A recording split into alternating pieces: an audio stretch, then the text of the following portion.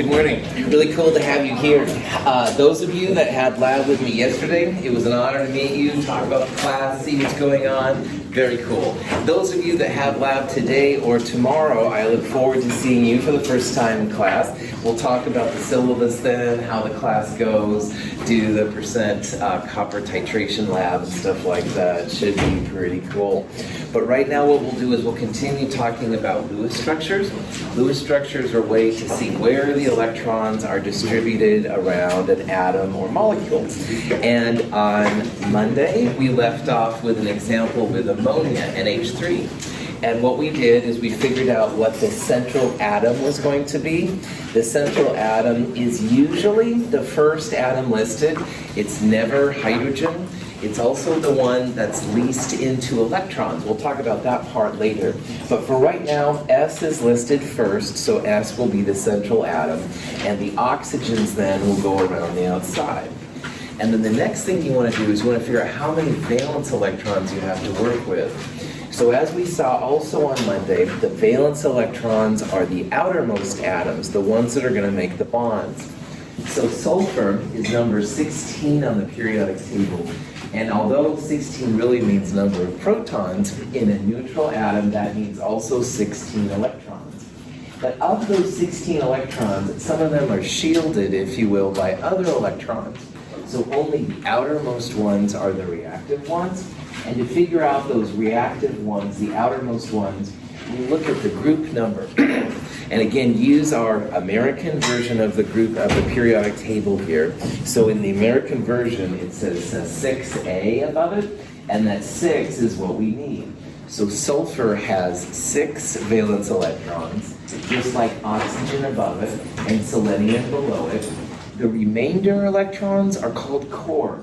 So if sulfur has 16 electrons, and 6 of them are valence, 16 minus 6, 10 core electrons. But for Lewis structures, we just want the valence electrons. We want the outer ones. So both oxygen and sulfur are group 6. There are 3 oxygens and 1 sulfur, so that's where these numbers come from. Now, if you have a charge on the ion, all right, this is mostly for polyatomic ions. The negatives, remember, mean that you have extra electrons. And a positive ion, means you have fewer electrons. So sulfite here has 2 extra electrons, and we're going to add those into the total valence electrons.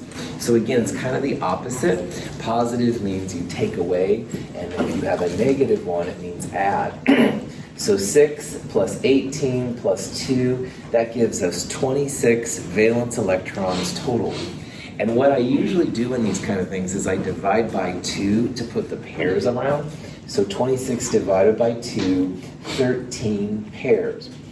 Now of those 13 pairs, the first thing you have to do is you need to make a connection between the outer atoms and the inner atoms. So you can see here I've drawn like 3 lines. That's the connection between the oxygens and the sulfur.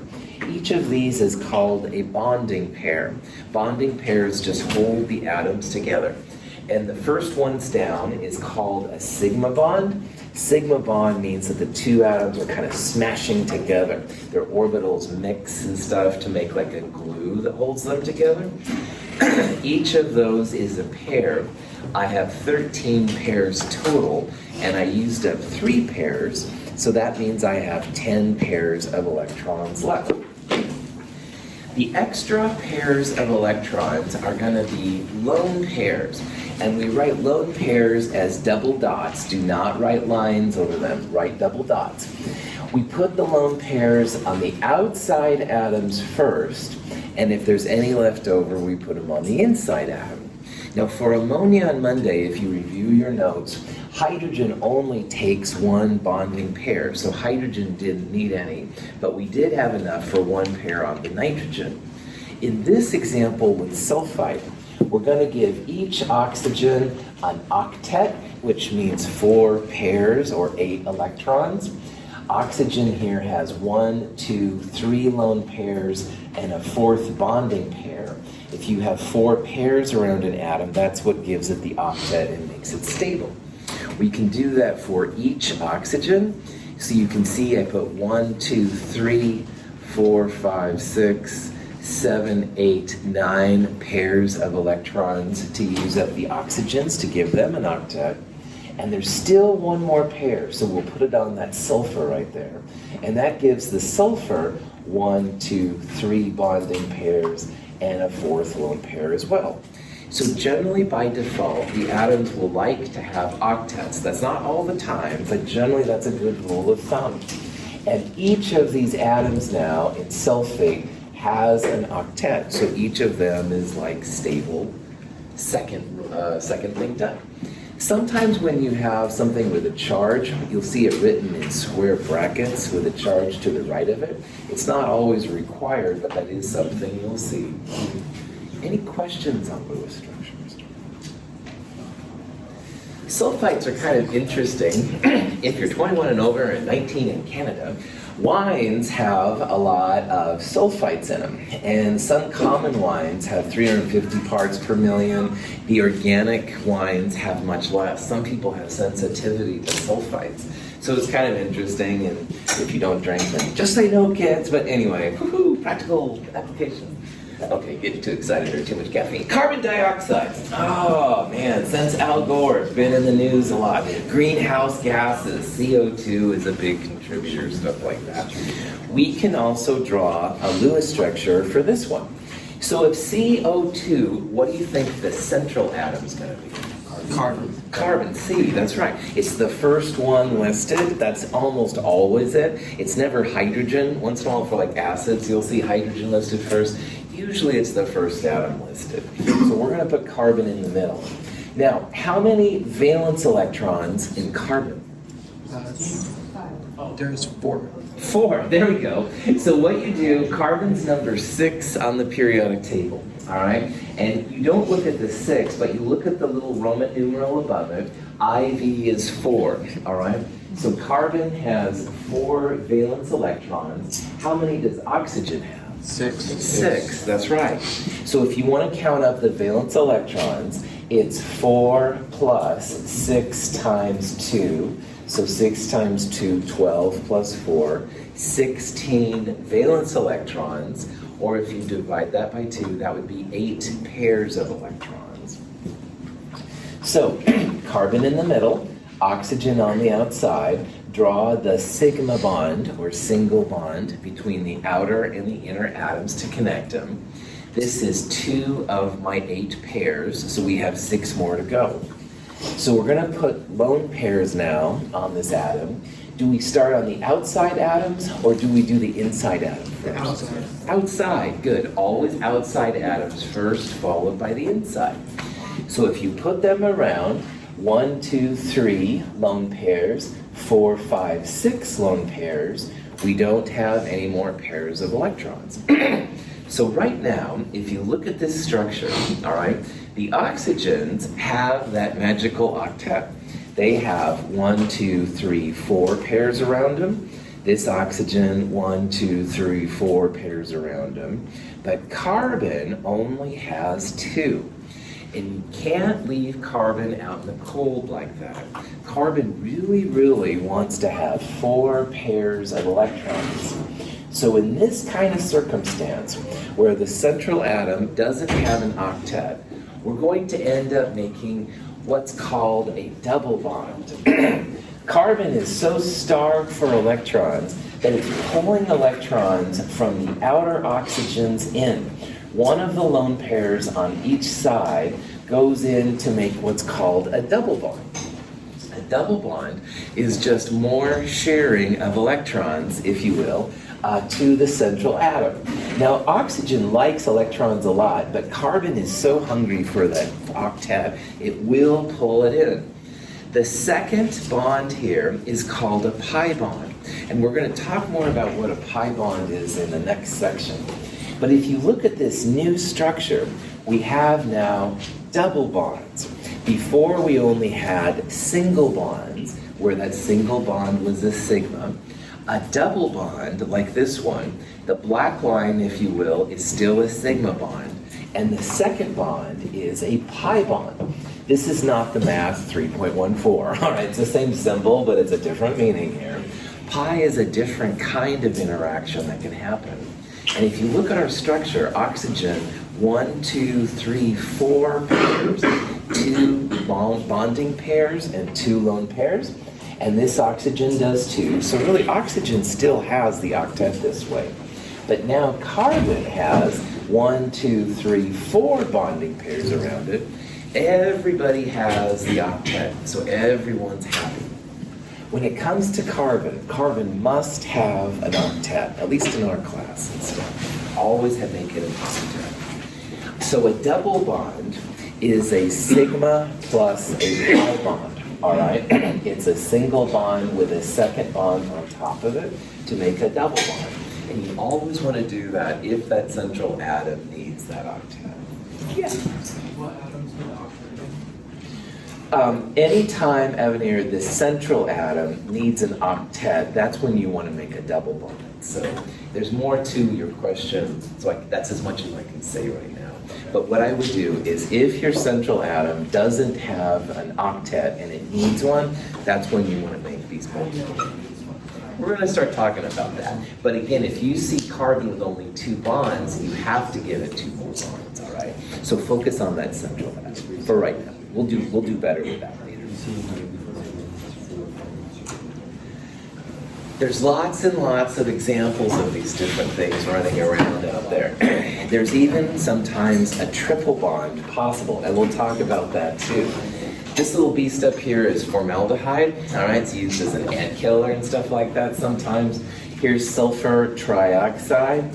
Here's a carbon-carbon double bond in this fluorinated thing. So there's lots of examples from it. Back to Avenir's question though, it really comes down to if your central atom needs an octet, and more of these do than don't, all right?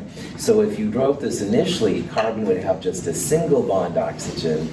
Carbon must have 4 bonds around it. We'll talk more about why some of them need it more than other ones here coming up. Yeah. Do you ever have a lone pair in the central? Yeah, absolutely. So like ammonia and sulfite earlier, they both had like a lone pair on the middle one. Usually if they have, no, I'm going to take that back. That's not true. Never mind. Yes, you can totally have lone pairs on it. So when it comes to like multiple, we have multiple first atoms of the equation. Would that mean there's no center? Like carbon 2? Sweet. That's a good question. In this kind of molecule, all of our rules work if you focus on just this carbon or just this carbon, all right? So like focusing on this one as the central atom, you would have 1, 2, 3, 4. This atom, carbon 1, 2, 3, 4. So Dimitri, you're bringing up a good thing. As the molecules get bigger to things like caffeine or any cortisol or whatever, anyway, you start to focus on just one central atom. There may be more than one possible one, but all of these rules work if you just focus on like one generic. Okay. Excellent question. Other question. Sulfur dioxide, another fun compound that makes sulfuric acid in your nose if you're not careful with another story. Central atom, first one listed, sulfur, all right, no problem. Oxygen's on the outside. Sulfur and oxygen both have 6 valence electrons. 6 times 3, 18, divide by 2, 9. Sulfur in the middle, oxygen's on the outside. Remember, lone pairs around outside atoms first, and if you have any left over, put them on the middle sulfur. Oxygen, 1, 2, 3, 4 pairs around it. It has an octet, so does this oxygen. How many pairs around this sulfur? 3, well done. It's got 2 bonding pairs and 1 lone pair. Does this have an octet? No. No. So this is a time where we do need to make a multiple bond, a double bond, all right? Because sulfur has 1, 2, 3 pieces around it, and it needs to have 4. But we run into a problem here, because you could take a lone pair from the left oxygen and making a double bond there, or you could make a double bond using the lone pair on the right, and you can make a double bond there. So you have a choice as to if the double bond, that pi bond, the second bond, comes from the left-hand oxygen or the right-hand oxygen. Now, chemistry, like all physical sciences, are obsessed with energy. Energy is the currency of science, I will talk about and stuff like that. Do you think energetically there's any energy difference between taking one from the left or the right? No. No, not at all. There's no energy difference. So what you end up seeing is a hybrid of a double bond on the left and a double bond on the right. There's a couple of ways you can think about it. You can think about that literally it's going back and forth and back and forth. Double bond on the left and double bond on the right. So when this one gets ready, it goes in there, it pushes one out there, so you end up with this structure, but then it goes backwards. This double bond goes there, this one goes back up there to get this structure. If you have a choice, this is what a resonance structure is. And a resonance structure is really just chemist's representation of how to draw this no energy difference combination of where the double bond goes. The actual structure is more like a hybrid of both of them, all right? You could have like a half bond here and a half bond there, so you'd have like 1.5. But visually, I think it's more appealing and interesting to think about this back and forth kind of resonance. This actually stabilizes the molecule, and this is something we'll see here coming up. So if you have a choice, all right, an energetic choice, you can have resonance structures, yeah. Does this only apply if the two atoms on the left and the right are the same element? Ooh, good question. You could have the left and the right atoms be different, all right? And sometimes that will affect the energy. Like sometimes you'll have a preference for a double bond on the left versus the right. But most of the time, at least in the structures we'll see, they will be equivalent on both sides. Yeah. A resonance structure has an arrow going both ways. That's right. This double-sided arrow, Joseph, is what people officially use for resonance. There's different versions of this, but yeah, the official one is just like a line with an arrow on both sides. You could write them just as back and forth arrows. Good question. Yes? So that would be all you would have to write down? Yeah, that's right. In the first week or two of this class, all right, it's going to be really important to write the different resonance forms. After we do this for a while, Melanie, you'll be able to write just one of these and go plus resonance form, something like that. But here at first, while we're learning it, you've really got to write them all down. Here's an example of dinitrogen monoxide, N2O, the NOS of Fast and the Furious, Whippleheads, all these different names that are out there. Just say no, kids. Anyway, the question is, we have N2O actually has many different resonance forms. Now, all of the N2Os, nitrogen is in the middle. So that means that one of the nitrogens is on the outside and the oxygen is on the left side. Most of these up here are valid resonance forms. So for example, if you start off, you'll see that the nitrogen is missing 2 bonds. So you could take a lone pair from the left and make a double bond there. You could take a lone pair from the oxygen and make a double bond on that side. You'd have 2 double bonds. But you could also have structures like this one or this one. Like you could take 2 lone pairs from the nitrogen and make a triple bond while leaving the oxygen as it is in a single bond. And conversely, you can make a triple bond with the oxygen and leave the single bond nitrogen on the left side. But is there anything weird that you see about this structure right here? Yes. Nitrogen, 1, 2, 3, 4, 5 bonds. We're going to see in this class that all of the period 2 elements, which are lithium through neon, but mostly these guys right here, the CNOFs, cannot have more than an octet. So you totally nailed it. Nitrogen here has 5 bonds around it. And we're going to see that's something that's really bad when it comes to Lewis structures. And we'll talk about why that is. So these three here are all resonance forms of N2O, all right? They all exist at the same time. We could have like two of the double arrow things that Joseph asked about for all of these, but this one is not a good resonance form. 5 bonds for period 2, bad news. So, Okay. Any questions? Now, in Chem 104, 105, 106, Chem 151, we always have carbon with up to 4 bonds. All right, nitrogen, it can only handle 4, stuff like that. But in Chem 222, we're going to start seeing some exceptions to the octet rule. And I want to talk a little bit more about octet. Avenir did ask earlier about the ones that make multiple bonds. And the reason I hesitated is that some of these guys are going to be a little bit strange. So again, this is now where Chem 222 will diverge from the lower chemistry classes. We're going to start seeing some of the exceptions to different pieces. Boron trifluoride is an example of a compound that goes under the octet, all right? It has 1, 2, 3 single bonds. It only has 3 pairs. And this is actually okay, which is a little weird. This is sulfur tetrafluoride. We're going to talk a lot about this beast. Sulfur tetrafluoride has 1, 2, 3, 4 bonding pairs, and there's an invisible lone pair right here as well. Sulfur tetrafluoride has 5 pairs. So some atoms can have, central atoms, can have less than an octet, and some central atoms can have more than an octet.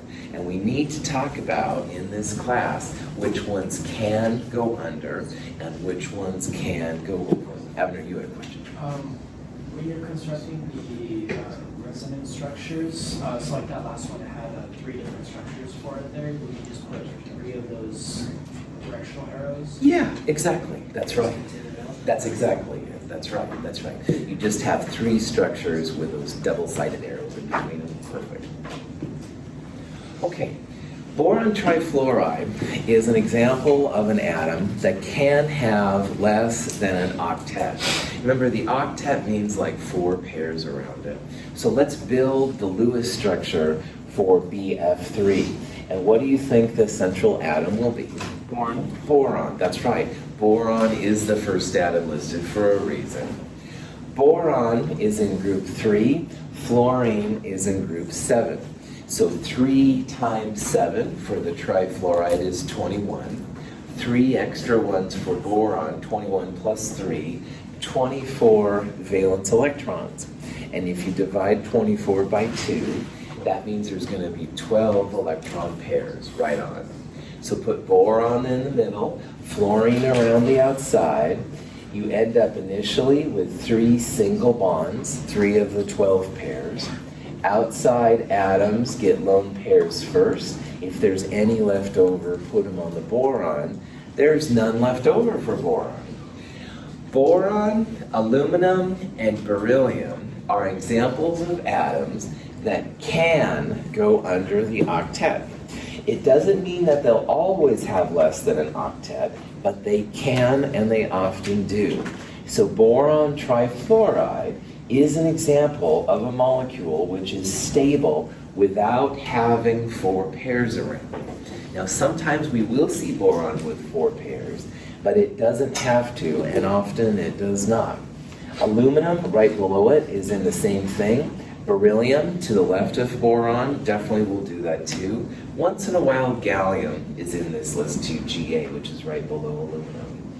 So just realize that most of the time, we're going to be focusing on the central atom having 4 pairs. But if you see boron, aluminum, beryllium, occasionally gallium, those ones sometimes can have 3 or even 2 pairs. We'll start seeing this as we go through. Sulfur tetrafluoride is another one we're going to focus on a lot. So let's do the Lewis structure for this one. Again, what do you think the central atom is going to be? Sulfur. Sulfur, right on. First atom listed almost always, never hydrogen, blah, blah, blah. Sulfur, group 6, 6 valence electrons. Fluorine, group 7, 7 valence electrons. 7 electrons for fluorine times 4, 28 valence electrons, plus 6 from sulfur, 34 valence electrons. And 34 divided by 2 is 17. So in the sulfur tetrafluoride molecule, we're going to have 17 pairs of electrons. So just like always, sulfur in the middle, fluorine's on the outside, sigma bond connects them. Outside atoms are always going to have an octet. So that means 3 lone pairs and 3 lone pairs only per fluorine. So you can I put 3, 6, 9, 12, 13, 14, 15, 16. But we have a 17th pair. So if you have any left over, they go on that central atom. Sulfur here has 5 pairs around it. It's breaking the octet rule as well, but this is because it's going above the octet. Boron, aluminum, gallium, beryllium, they can go below the octet, but these guys can go above. Anytime you have a central atom in the 3rd period, periods go left to right on the period table. Anytime you have an atom that's in the 3rd period or lower, you can have more than 4 pairs. So sulfur is in the 3rd period, it can have more than 4. Selenium, right below it, it can also have more than 4. But what that also means is that 2nd period and higher, those that cannot have more than 4, they will always have no more than 4 pairs. So 3rd pair and lower can have more than 4 if you need it. You had a question? Yeah. Okay, good. Yes. Yes. So is the number of valence electrons always going to be even? Because that way you divide by... No. We're going to see that a little bit too. Good. And in the Chem 100 series, this is another place, everything is even. All right, but here in the Big Kids Club, we'll see that, yeah, we can tackle the odd ones too. So it'd be like 1.5, I guess. I'll show you an example on the next slide. Oh yeah, good segue, man. Come down, teacher. Yeah, go ahead. I'm sorry, I did. Can you go back to the last slide? Of course. Go ahead. So can only so the outside ones can't pass 8, but the inside ones can? Correct. That's right. And that's a really important thing. The outside atoms will always have an octet unless they're hydrogen, all right? Hydrogen only have 1, but they won't have more than 4 ever, all right? It's only the inside one that's the troublemaker. Yeah. One last question. It's okay. Is there anything stopping us from, when constructing a Lewis dot structure, doing it in a cross form rather than the kind of lower atoms that you have? Excellent question. And no, there's not. Lewis structures are made for scientists who can't draw, which is me. If you drew it like this with the fluorines on like a lone pair here, awesome. That's not a problem at all. We'll talk about the geometry and why I did draw it this way later. But yeah, that's a really good compliment. Your structure can be like this. It could be an X and stuff like that. Any way you want to draw Lewis structures is cool. Catherine. So how do you know if you're supposed to make a 5th Cool. pair, or if you're just supposed to move one of the dots and make a double bond? So you want to try and keep it closer to an octet if possible, all right? And what it comes down to, Catherine, is figuring out how many pairs of electrons you have. Catherine's brought up something really good.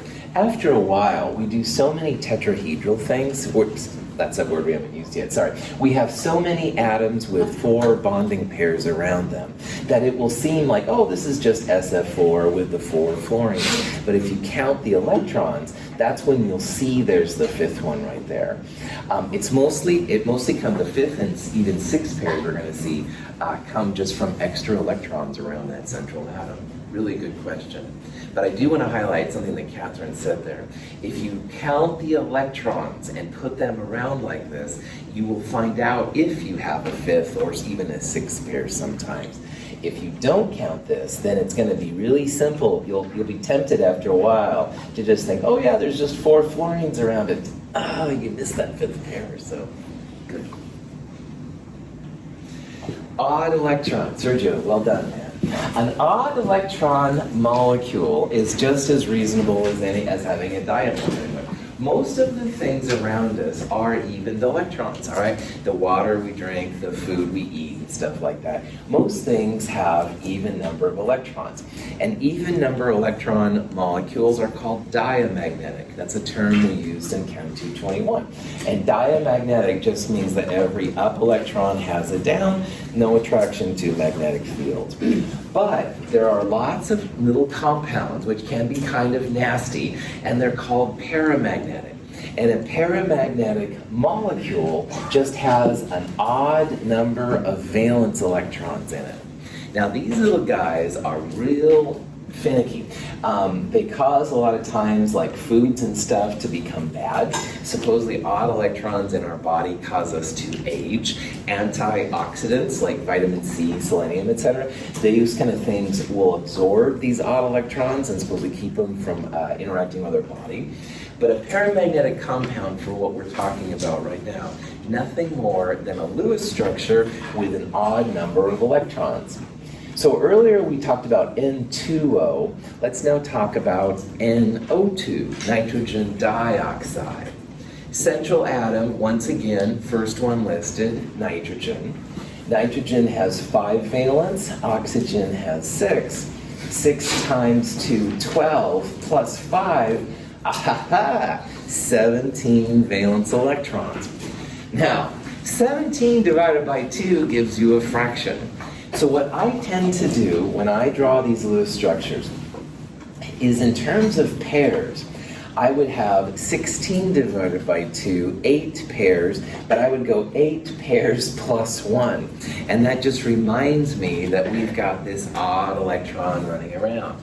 Now that odd electron is going to take up its own space around the molecule. You can't have like a lone pair and a single electron next to each other. It's like one of the 4 places of a potential octet. So if you do this, nitrogen in the middle, oxygens around the outside, the lone pairs initially aren't there. You start with a single bond, all right, connecting the outer to the inner atoms. You then start putting the lone pairs around the central atom. Now, the outer atoms are going to definitely prefer the lone pairs relative to the odd electron. For our class, the odd electron will usually go on the inside. So initially, you have 1, 2, 3, 4, 5, and this is a 6 pair down there. And you end up with that extra electron all by itself on the nitrogen. So initially, this is what the structure looks like. And you have 1 electron left over there on the nitrogen. So again, we're back to the same kind of thing. You want to see who has octets and who does not. Nitrogen must have an octet, can't have more because it's in the second period. Oxygen's happy. So in this molecule then, we have to take a lone pair from one of the oxygens and make a double bond. Now this nitrogen has 1, 2, 3, and this actually does count towards an octet, quote unquote. So this nitrogen now is happy. But just because I took it from the right oxygen doesn't mean I couldn't have taken it from the left oxygen. So you can have a resonance form in this paramagnetic molecule happening on both sides. Yeah. Like Dr. Whitman said before, does it really matter in the 3-dimensional world which side you take it from? No. Yeah. No, it does not. It does affect the bond energy, though, all right, which is the next thing we're going to start getting to. Having a double and a single is a lot different than having like 2 singles or 2 doubles. So that's why we're focusing on it. But again, I want you to be able to recognize that resonance exists and stuff like that. So no, it doesn't. There's energetically no difference at all. Cool comment. Other questions? Yes, Amen. Yeah, why would the oxygen to the side instead of the bottom of the So like, does matter?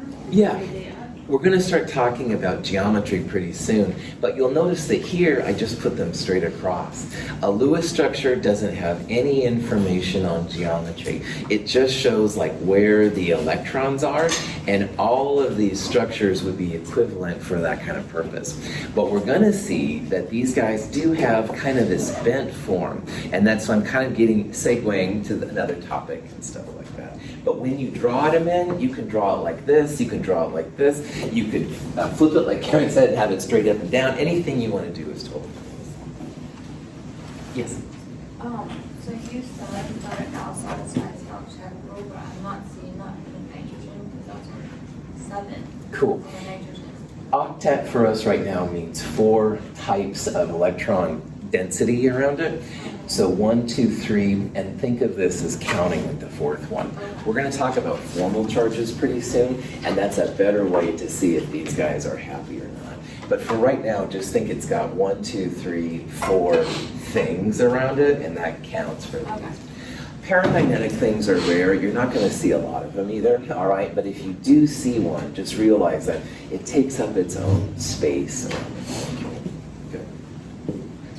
Formal charges. Oh, yeah. Anyway, formal charges is sometimes the best way to see what resonance structure is going to be like. Sometimes there are preferences, like Zeke asked about if you didn't have oxygens on both sides, like maybe you had an oxygen and a phosphorus or something. So sometimes formal charges will allow you to figure out the best structure possible. Now, formal charges can be a little funky. Of all the topics we looked at so far, this is a weirder one, but it can be really helpful, as we'll see. If you have multiple resonance forms and you're not sure which one is the best one, a formal charge analysis assigns like a type of a charge to each atom in the molecule. And the best structure, the best resonance form, will have as many charges of 0 as possible. You want to have the total formal charges be as low as possible, close to 0. So the actual definition of a formal charge is kind of messy. The formal charge of an atom in a molecule is equal to the group number minus the number of bonds minus the number of lone pair electrons. Now, an alternative way to interpret formal charge, instead of thinking about number of bonds, you can also take off 1/2 the number of bonding electrons. And I know that's also strange. I'm going to push you towards this one right here. I feel it's a little bit easier, but in certain textbooks you're going to see group number minus 1/2 number of bonding electrons minus the number of lone pair electrons. But I'm going to try and push you towards formal charge equals group number minus bonds minus lone pair electrons, LPE. And all of the formal charges together must equal the charge on the molecule, if any. And about this time, you're probably going, wah, wah, wah, wah, wah, like in Peanuts when the teacher talks and you have no idea what they're saying. All right, I feel probably like some of you are thinking that, and that's totally legit. So let me show you an example of how this works out. Formal charge calculations can often help us identify the most stable isomers of molecules. Consider the isomeric compounds, hydrogen cyanide and hydrogen isocyanide. Both structures have octets of electrons about carbon and nitrogen. The formal charge on carbon and hydrogen cyanide is 0. Similarly, the formal charge on nitrogen is 0. In hydrogen isocyanide, the formal charge on carbon is -1. The formal charge on nitrogen is +1. Because the formal charges are non-zero in hydrogen isocyanide, we can predict that this isomeric form is less stable than hydrogen cyanide, as found to be the case. Hydrogen cyanide has lots of nasty uses and stuff like that we're going to go into here. It's much more stable than hydrogen isocyanide, which is the same number of atoms, but you can see the nitrogen's in the middle and the carbon is on the outside. I had a friend that used to study these, and they had to keep them really cold all the time. After you do the formal charge analysis on these, The hydrogen is 0 in both cases, but you'll see that the carbon and the nitrogen up here are both 0, and here you have a positive 1 on the nitrogen and a negative 1 on the carbon. The more zeros you have, the more stable the molecule is. So HCN is considered the more stable structure by formal charges because it has the most zeros. Having a positive 1 and a negative 1 is kind of like a beacon. If something is negative, it will see this positive 1 and come up and attack it. And the same thing for this negative 1. If you have something positive, it's going to come up and attack this negative 1. All of your formal charges together must equal the charge on the molecule. HCN is neutral. It doesn't have a charge. So you can see that adding all of these up goes to 0, and adding these three numbers up goes to 0. So these are both legit resonance forms, but this one is more stable. Let's look at an example from earlier. I showed you carbon dioxide earlier, and I wrote it with 2 double bonds on each side. If you look at the formal charge of this oxygen, group number minus either 2 for 2 bonds, or there's 2 plus 2, 4 bonding electrons. So here you could go 6 minus 2, or 6 minus 1/2 of 4. And there are 4 lone pair electrons. So the oxygen is going to be 0 for there. And that oxygen is in the same electronic environment, so it'll be 0 as well. This carbon, 4 minus 1, 2, 3, 4, or each of those lines is 2 electrons, so 4 minus 1/2 of 8, either way. No lone pairs, 0. Adding up all of those formal charges goes to 0. This is a legitimate form because carbon dioxide is neutral. This is a good structure, and this is the one I showed. But we could have just as well shown a carbon-oxygen triple bond on one side and a carbon-oxygen single bond on the right side. Look what happens to our formal charges. Now this oxygen here has one bond or 2 bonding electrons. So 1/2 of 2, or just 6 minus 1, either way is fine. This one has 2, 4, 6 lone pair electrons, -1 formal charge. This oxygen over here has 2, 4, 6 bonding electrons, so 1/2 of 6 is 3. Or you could subtract as 3, 6 minus 3 minus the 2 lone pair electrons, +1. Now your carbon has 4 bonds here, just like the other resonance structure of carbon dioxide. Carbon had 4 bonds. So carbon is still 0. So if you add these formal charges together, you still get 0. This is a legitimate resonance form of carbon dioxide. However, it's not as stable as the other version. This one has a big +1, and this one has a big -1. When carbon dioxide and water come together to make formic acid, which is in our body, or carbonic acids. Formic acid is for ants, sorry. Profit back on. Too much caffeine. Profit really back on. So carbonic acid, H2CO3, really important in the body, lots of functions. The biology people, you can tell me more about than I know. But anyway, that version of H2CO3 that forms with water, you're using this resonance form. Water's going to come up and it's going to attack the +1. We'll talk about this a little bit more later.